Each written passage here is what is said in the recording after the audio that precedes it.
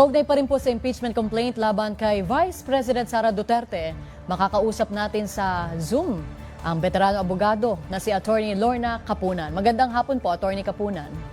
Magandang hapon sa iyo, Serena, at sa lahat ng mga nanonood at nakikinig. Thank you for joining us this afternoon. Attorney, very interesting ang nangyari ngayong araw. And Attorney Matt Scarpio, kung napanood nyo, ay nagsampa ng kaso laban sa BSP, AMLAC, and even sa ating mga representatives.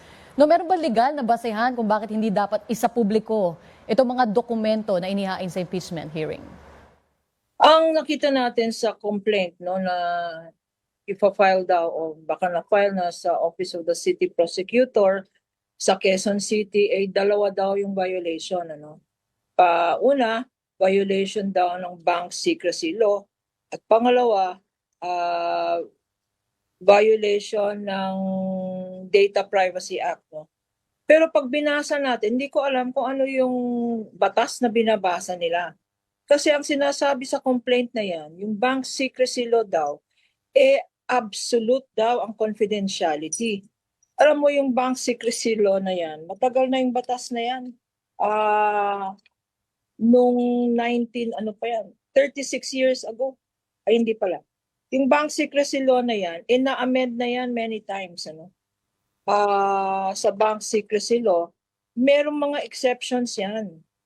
At nakalagay mismo sa sinite nilang provision na sinabi ng it is absolutely confidential. Meron except, may phrase dyan, Shalina, na except as provided by law. Ano yung mga exceptions provided by law? Unang-una, 5 yon. 5 ang nabasa kong exceptions sa mga amendments. Unang-una, pag nag-consent ang depositor, kung nagbigay ng written notice at written consent ang depositor na i-waive yung kanyang immunity. Ganyan ang ginawa ni Madriaga sa House hearing.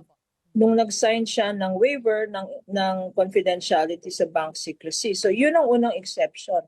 Ang pangalawang exception, at ito ang klarong-klaro sa batas, impeachment.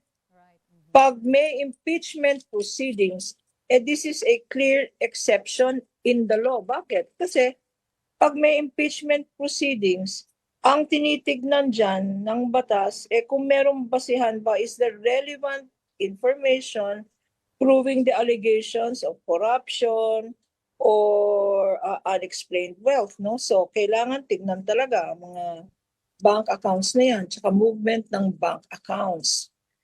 Meron pang tatlo pang exception.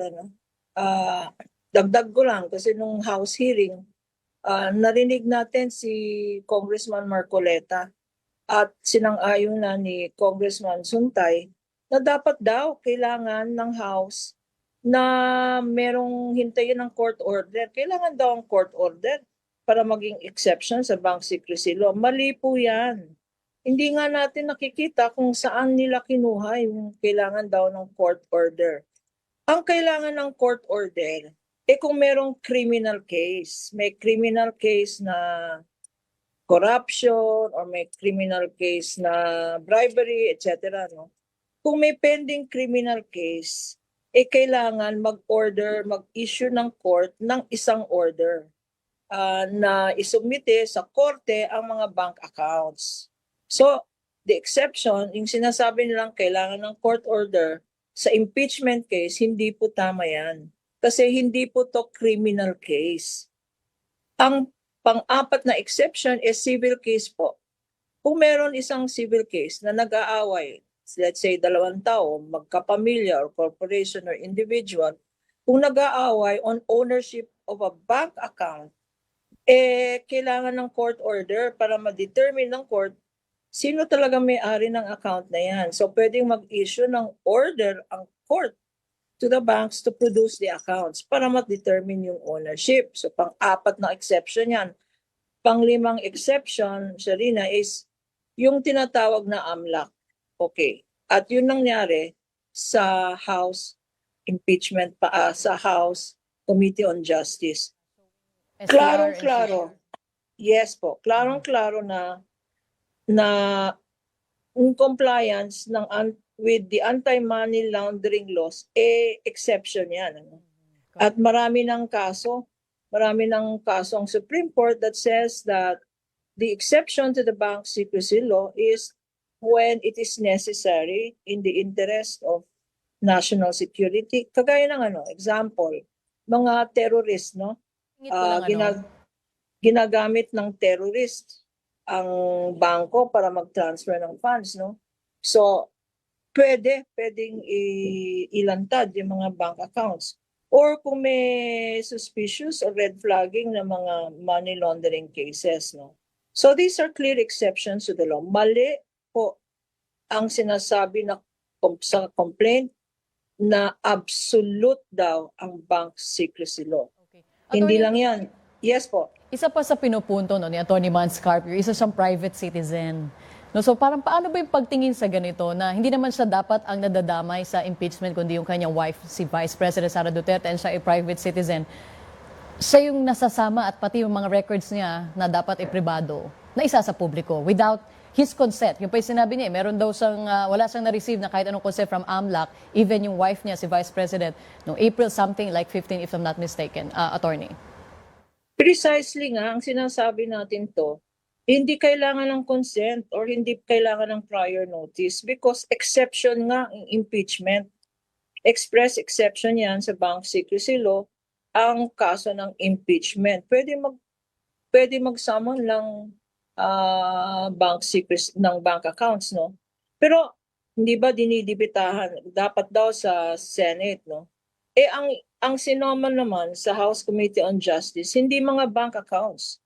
What was subpoenaed in the House Committee on Justice was yung report ng AMLAC kasi required, mandatory sa batas na mag-report ang mga bangko ng mga covered at suspicious transactions.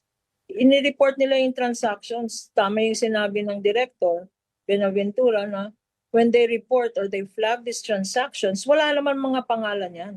Correct. Okay. At bakit kailangan si Manscarpio? Asawa siya eh. And alam naman natin, ang mga husband and wife, they have joint accounts.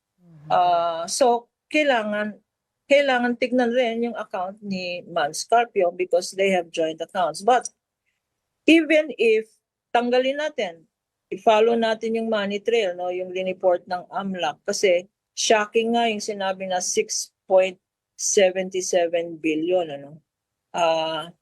Ano yung 6.77 billion sa joint account over 19 years, 20 years sa account ng Vice President at ng kanyang asawa si Attorney Carpio. I-breakdown natin yan para maintindihan kung bakit shocking itong amount na to, no? Sa 6.77 million, ang pumasok na pera sa accounts nila ay 4.4 billion. Ang lumabas sa account nila is 1.5 billion. So, kung gagawin mo yung arithmetic, ang balanse, Sharina, is 2.9 billion. Right. Attorney, I wish we have more time para talaga i-breakdown lahat ng ito. But then, kami po nagpapasalamat sa inyong oras na binigay sa IBC 13. Ngayon, naliwanagan kami and right now, nakikita na namin kung saan papunta itong kaso isinampa ni Attorney Manscarpio. Maraming salamat po, Attorney Lorna Kapunan. Maraming salamat din sa panahon.